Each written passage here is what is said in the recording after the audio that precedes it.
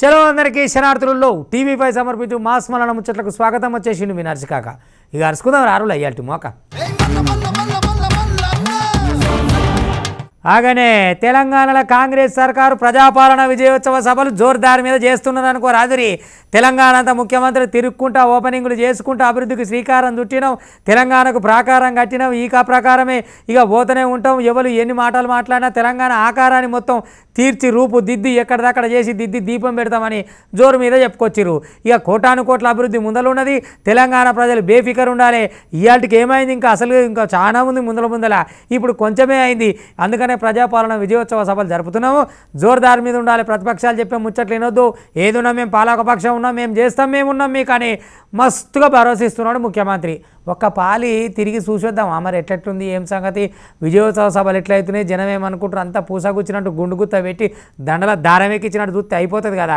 ఇటు కాంగ్రెస్ వాళ్ళ ముచ్చట్నా కారోళ్ళ ముచ్చట్నా ఏం సంగతి, వీళ్ళ విజయోత్సవ సభలో వాళ్ళకి ఏమైనా పగలా మరి ఏమున్నాయి ఏం కథ అనేది పూరాగా ఒకసారి గుండుగుత్త బట్టి చూసొద్దాం రారి. ఆగో ప్రజాపాలన విజయోత్సవాలను సీఎం రేవంత్ రెడ్డి సారు సర్కార్ అయితే జోరు మీదనే నిర్వహిస్తున్నదని చెప్పాలా.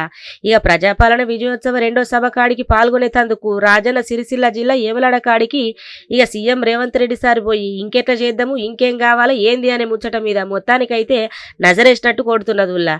సీఎం రేవంత్ రెడ్డి సార్కు మంత్రులు శ్రీధర్ బాబు, పొన్నం ప్రభాకర్, కొండా సురేఖ, తుమ్మల నాగేశ్వరరావు, సర్కారు విప్పు ఆది శ్రీనివాసు, అడ్లూరి లక్ష్మణ్ కుమార్లు ఘన స్వాగతం పలికిండ్రు. ఇక సీఎం సార్ ఎమ్మట మంత్రులు పొంగులేటి ఉత్తమ్, రాజనరసింహ, పిసిసి అధ్యక్షుడు మహేష్ గౌడ్లు మొత్తానికైతే సారెమ్మట పోయి ఇక పురాగా జోరుగానే పర్యటించారు అనుకో రాదుర్రి.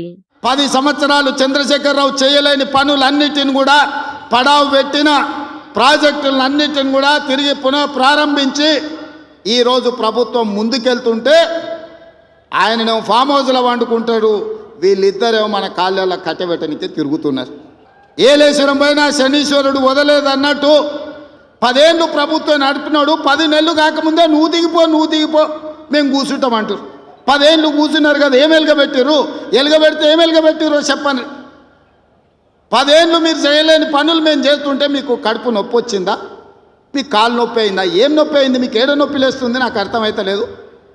మీ నొప్పికి మా కార్యకర్తల దగ్గర మందు ఉన్నది, పెడతారు, ఏడ పెట్టాలో ఆడ. మీకు నొప్పి లేచిన కాడ మా వాళ్ళు మందు పెడతారు, సిద్ధంగానే ఉన్నారు. మీరు అనుకుంటున్నాం సోషల్ మీడియాలో 4 హౌల పోస్టులు పెట్టి పెద్ద మొనగాళ్ళం అనుకుంటున్నట్టున్నారు.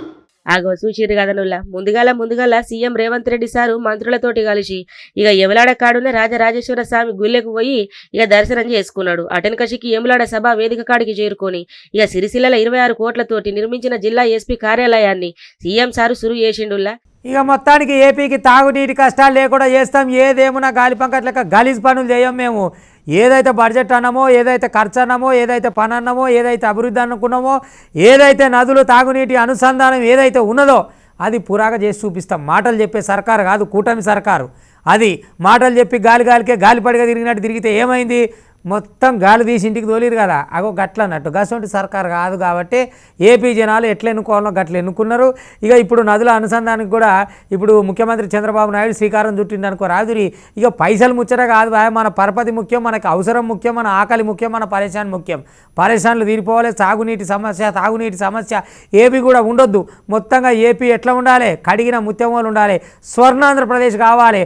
ఎప్పుడు మేము ఇదివరకు ఏదైతే చెప్పినామో గదే అవుతుంది అని చెప్పని బంగారు ముచ్చట చెప్పి ఒక పారి బరాబర్ అరుచుకుందాం రారి. కూటమి సర్కారు ఏపీలా సాగునీటి తాగునీటి కష్టాలు లేకుండా శాశ్వతంగా పోయేతందుకు సంకల్పించింది అనుకో రాదుర్రి. ఇక పోయిన గాలిపంక పార్టీ సర్కారు సాగునీటి ప్రాజెక్టులను నిర్వీర్యం చేసింది. 7 కాడ కొత్త ప్రాజెక్టులను నిర్మించుడు కూడా నిర్మించలేదు. పెండింగ్లున్న ప్రాజెక్టులను పట్టించుకున్న పాపన ఒక పాయే. ఇక ఇట్లయితే కాదని చెప్పి 70,000 కోట్ల రూపాయలతోటి సర్కారు ప్రైవేటు భాగస్వామ్యంలా నదుల అనుసంధానం చేపడుతున్నట్లు సీఎం చంద్రబాబు సారు అసెంబ్లీలో చేసిన ప్రకటనతోటి సీమవాసులల్లా ఆనందం నింపిందనే చెప్పాలా. కృష్ణా, తుంగభద్ర, గోదావరి జలాలను ఏకం చేసి బనకచర్లకు గోదావరి జలాలను తీసుకురాబోతున్నారట. రాయలసీమల కరువు అనేది లేకుండా చేస్తామని సీఎం చంద్రబాబు ప్రకటించుకొచ్చిండుల్లా. పోలవరం ఒక గేమ్ చేంజర్.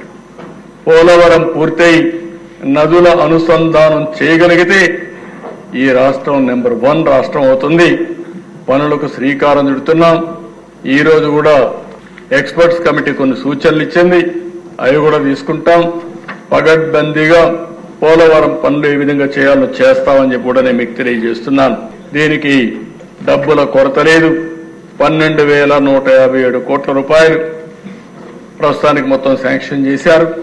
మళ్లీ చెప్తున్నా, ఈ ప్రభుత్వం ఎక్కడా రాజీ పడం 45.72 మీటర్లు ఎత్తుగట్టే విధంగానే ఈ ప్రాజెక్టు పని పూర్తి చేసే విధంగా ముందుకు పోతామని చెప్పి మీకు తెలియజేస్తున్నాను. గట్లుంటది మరి మంచి పాలన అంటే. 5 ఏండ్లు ఎంత ఆగముండే చెప్పుర్రి. తాగేతందుకు నీళ్లు లేవు, సాగు చేసుకునేతందుకు నీళ్లు లేవు. ప్రాజెక్టులు ఏడేసిన గొంగడన్నట్టే మారిపాయే. జగనాల పట్టించుకున్న పాపన ఓడాయే. ఉన్న పైసలు మొత్తం ఆగం చేసుకుంటా నేనది చేసినా అని పైసలు మొత్తం గుట్టెక్కించుకున్నాడు తప్ప ఇంకొకటి చేసిందైతే ఏది లేకపాయే. ఇక ఇట్లయితే కాదు, జనాలు ఆగం కావద్దు, జనాలు బాధపడద్దు, వాళ్లకు నీళ్ల సమస్య అనేది ఉండొద్దని చెప్పి సీఎం చంద్రబాబు ఈ తీరుగా ఆలోచించి ఇక సాగునీటి కష్టాలకు శాశ్వతంగా తొలగించేందుకు సంకల్పం అయితే ఈ తీరుగా తీసుకున్నారు. ఎర్రవేలి దయాన్ని ఎన్ని వదిలకు వచ్చిండు బయటికి. మొత్తం మీద వచ్చుడే బాగానే దయలేని మాటలు అంటున్నాడు కదా. మొత్తం మీద ఏమో ముఖ్యమంత్రి ఏమనుకుంటున్నావు నువ్వు? ఏకదాటిగా మన కేసీఆర్ తర్వాత 7 సార్లు గెలిచినావు. నేనే ఈ తేపేదో కీసలో పోయినాం కానీ లేకపోతేనా ఇక చూసుకుంటుంటే ఏమనుకుంటున్నావు? నీళ్ళక ఈ పార్టీకి ఆ పార్టీకి పోతామనుకుంటున్నావా? మేమంటారు ఈ రాజకీయ నాయకులు ఎప్పుడు ఎవరి మీద ఏటు పక్క ఏం మాట్లాడతారో మనకే తెలియదు. ఎందుకనంటే వీళ్ళు ఇవాళ ఇండ్లు ఉంటారు, రేపు పండ్లు ఉంటారు, మళ్ళీ ఏమేరు కానీ శుద్ధ పూజలు లెక్క ఇప్పుడే మంచిగా కడిగిన ముత్యంలో వచ్చినట్టు ముద్దుగా చెప్తారు ముచ్చట్లు. ఇక చూడరాదురు ఎట్లా మాట్లాడుతున్నావు ఎర్రవేలి దయన్న. ముఖ్యమంత్రి మీదకి మూసమానం వేసిండు అనుకో రాత్రి. అలనాడు పాత ముఖ్యమంత్రి కేసీఆర్ ఎట్లయితే గెలిచిండో కానీ తాపలా నేను కూడా కానీ గెలిచినాను, నా ముంగల బచ్చగానివి, నేను చాలా అచ్చగాని అని చెప్పి వచ్చిన ముచ్చట్లో మొత్తం మీద కుచ్చి చెప్తున్నాను అనుకో రాత్రి. ఎందుకంటే ఇప్పుడు ఆయన ప్రతిపక్షంలో ఉన్నాడు కదా. అదే గెలిచినుంటే ఏ పక్షంలో ఉండేటోడో ఇక జనాలకు తెలియాలి. కానీ మొత్తం మీద అయితే దంచుకుంటున్నారు చూసుకోరి. ఇక ఇటు కారు పార్టీలకు అటు కాంగ్రెస్ పార్టీలకు తెల్లారితే పొద్దుగూతే ఒక్కొక్క జవడం అయితే లేస్తూనే ఉన్నది. సీఎం రేవంత్ రెడ్డి సారు వరంగల్ సభలో ఏష్ట విమర్శల మీన మాజీ మంత్రి ఎర్రవేలి దయాకర్ అయితే మస్తుగానే మండిపడుకుంటా ఈ మాటలు మాట్లాడుకొచ్చిండు. ఇక నేను సొంత జిల్లాలనే 7 సార్లు గెలిచిన, నువ్వు గెలిచిన జాగల్లా మళ్ళీ గెలుతావా చెప్పు? గెలవవు గాని ఎందుకు అట్లా మాట్లాడతావు? తెలంగాణలో వరుసగా 7 సార్లు గెలిచిందంటే నేను, ఇక కేసీఆర్, ఇక మేమిద్దరమే ఉన్నాం, గుర్తుపెట్టుకోవాలా. ఒక జాగాలో ఓడిపోతే ఇంకో జాగాలకు వలస పోయేటి నువ్వు నన్ను విమర్శిస్తావా అని చెప్పి ఇక ఈ తీరుగా మాట్లాడుకొచ్చిండు చూడుండ్రి. 7 సార్లు గెలిచిన నేను, నువ్వు గెలిచిన కాడ మళ్ళీ గెలవు. నేను వర్ధనపేట్ల 3 సార్లు గెలిచిన, పాలకుర్తి 3 సార్లు గెలిచిన, వరంగల్ ఎంపీ గెలిచిన, నా జిల్లాలో గెలిచిన. నువ్వు నీ జిల్లా నుంచి తన్నీళ్ళ కొడితే రంగారెడ్డి జిల్లాలో దొంగ మాటలు చెప్పి గెలిచినవాడు. నువ్వు గెలిచిన కాడ మళ్ళీ గెలవవు. నేను నా మీద నువ్వు మాట్లాడుతున్నావా? తెలంగాణలో వరుస గెలిచిన 7 సార్లు కేసీఆర్ తర్వాత మళ్ళీ నేనే. ఒక్కటే ఇలా హరీష్ రావు గారిని, కేటీఆర్ గారిని, కేసీఆర్ గారు అనే హక్కు నీకు ఇక్కడదయా? వాళ్ళు ఎప్పుడైనా ఓడిపోయినరా? ప్రజలు ఎప్పుడైనా తిరస్కరించిండ్రా ఆయన? వాళ్ళతో పిచ్చిగా మాట్లాడుతావు. నేను ఒక్కటే నిన్ను అడగదలుచుకున్నా, ఏం చేసినావనే 1 ఇయర్ లోపల? నువ్వు మహిళల మీటింగ్ పెట్టావు, మహిళలకు ఏం చేస్తానో ఒకటి చెప్పు. నువ్వు ఏం చేసినావో చెప్పు. అవన్నీ కేసీఆర్ గారు చేసినాయి. ఏదో ఓ జవడము ఒకటి అయిపోగానే ఇంకొకటి ముదురుదైతే ముదురుతున్నది. కాంగ్రెస్ వాళ్ళకు కారు పార్టీలకు పడకుండానే అవుతున్నది. ఇక కేసీఆర్, కేటీఆర్, హరీష్ రావుల మీద ఇష్టం వచ్చినట్టు పిచ్చిగా విమర్శలు చేస్తున్నావు నువ్వు. ఇయాగాళ్ళు ఏనాడు కూడా ప్రజా తిరస్కారానికి గురై ఎన్నికలలో ఓడలేదు. గా సంగతి మర్చిపోయినవా ఎట్లా? ఓటమి లేని కేసీఆర్, కేటీఆర్, హరీష్ రావుల మీద ఇక ఇష్టం వచ్చినట్టు మాట్లాడితే ఎట్లుకుంటాము? గవన్నీ మానుకో అని చెప్పి గీ తీరుగా మండిపడ్డాడులా. అది పోలీస్ స్టేషన్ బర్రెలను ఆవులను అమ్మే అంగడిరా ఆయన. మీ చక్కదనం పాడైపోను. ఒకలే బర్రెలు ఎత్తుకపోయారట ఎవరో. మరి ఆ దొంగలతోటి పోలీసు వాళ్ళు డీల్ మాట్లాడుకొని భయానిచ్చుకొని బేరాలు మాట్లాడుతున్నారట. మరి ఊకే బర్రెలు అమ్ముకోపోయిరా పోలీస్ స్టేషన్? బర్రెలు, ఆవులు, మేకలు కొట్టేసినాయి, కొనబడును, వచ్చేసినాయి, అమ్మబడును అని బోర్డు పెట్టపోయిరా. ఊకే పంచాయతీలు, సెటిల్మెంట్లు, పోలీస్ స్టేషన్. ఇది అదేది మన ఓ సినిమాలు ఉంటుంది కదా మహేష్ బాబు సినిమాలో, మొత్తం స్మగ్లింగ్, గ్యామ్లింగ్ చేసేందుకు సూర్యాబాయ్ అడ్డా అన్నట్టు పోలీస్ స్టేషన్ అడ్డా, మొత్తం సెటిల్మెంట్లు, దాదాగిరి, దందాగిరి. ఈ చక్కదనం పాడుగా జనాలు కాపాడురు అంటే దొంగలతో డీల్ మాట్లాడుకొని పిట్టకింత బెల్లం, నాకింత బెల్లం, నీకు ఇన్ని పశలు, నాకు ఇన్ని పశలు అని నాకుతున్నారు నెల మీద పోసుకొని. సర్కార్కు తెలియకనేమో. ఇక చూడు రీ తెప్పబోతుంది సర్కార్ కాడికి. ఏం పోలీస్ స్టేషన్ దందాలు చేశాను వచ్చారు పోలీస్ స్టేషను. నీళ్ళు ఇల్లుకున్న వారేదును అనానా పట్టిరు అక్కడ జనము. ఊకుంటారు. మరి బాధ అయినప్పుడు అనకపోతే మీరు పోలీసులు రాలేకపోతే మొత్తం పతాల ఏం కథ ఇది అని చెప్పి అనుకొచ్చిరు.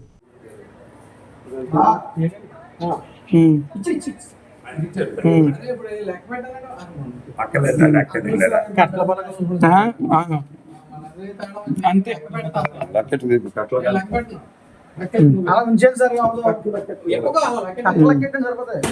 సరే. అర్థమవుతుంది చెప్పాలి.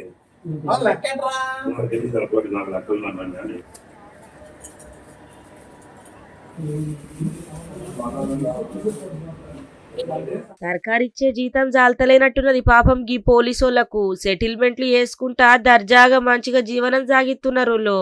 ఏడంటారా, పశ్చిమ గోదావరి జిల్లా తణుకు మండలము వేల్పూర్ కాడైంది గీ కథ అంతా. ఇక ఒక ఆయన పాములకెంచి 2 బార్లను దొంగతనం చేసుకొని పోయిండ్రట. ఇక దొంగతనమైన ముచ్చట పోలీసోళ్లకు చెప్పిండట. ఇంకా చెప్పినాకట దొంగతనం చేసుకొని పోతారు కదా దొంగలు, అలా కాంచెలి 13 లక్షల రూపాయలు డీల్కు మాట్లాడిచ్చిండ్రట. ఇక మరిగా బర్లను పోగొట్టుకున్న బాధితులకు 5 లక్షల రూపాయలు ఇచ్చి మిగిలిన పైసలు స్వాహా చేసిండ్రట. నుల్లా గిట్లున్నది పోలీసుల కథ. ఇక గిది ముచ్చట అని చెప్పి బాధితుడు మొత్తం చెప్పుకొచ్చిండు పూసగుచ్చినట్టు. కావాలంటే ఈ నుండ్రి 1 ఇయర్ నుంచి మేము డైరీ ఫామ్ చేస్తున్నామండి. రీసెంట్గా దొంగతనం ఒకటి జరిగిందండి. అక్కడ అదే 2 గేదెలు మావి దొంగతనం చేశారు. 2 months తర్వాత దొంగలు దొరికారండి. అది చేసింది మాకు లీజ్కి ఇచ్చిన ఓనర్ అండి చేసింది. అతని పేరు బండి ఈశ్వర్ అండి. దాని తర్వాత మేము పోలీస్ కంప్లైంట్ గట్ట ఇచ్చాం. పోలీసులు గట్ట మాకు మనీ గట్ట రికవర్ చేశారండి. వాళ్ళు 13 lakhs ఇచ్చినట్టు తెలిసింది. బట్ మాకైతే రికవర్ కింద 5 lakhs ఇచ్చారండి. అంటే మా గేదెలు రికవర్ కింద కేసు ఉంటుంది అన్నారు. బట్ కేసు పక్కకి తప్పిస్తున్నట్టు గట్ట అనిపిస్తుందండి. ఇంకా అంటే లోకల్ పోలీసులు ఎవరిని నమ్మడానికి గట్టా లేదండి.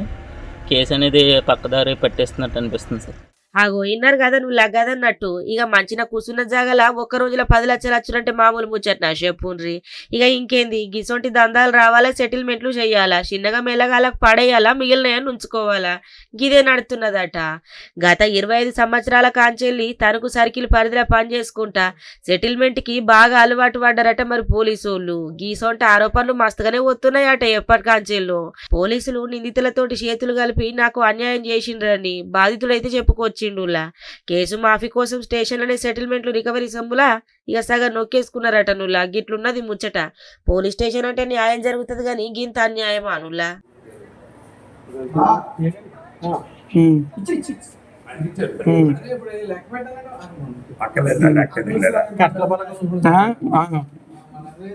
అంతే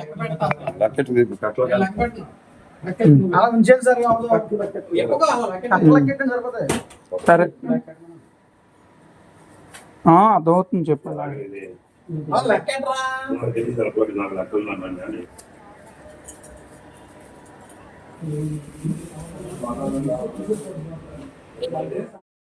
ఏం సాయిలో మరి ₹1,00,00,000 దాకా ఎందుకు జాగా ఇచ్చడమే ఆ ముచ్చట.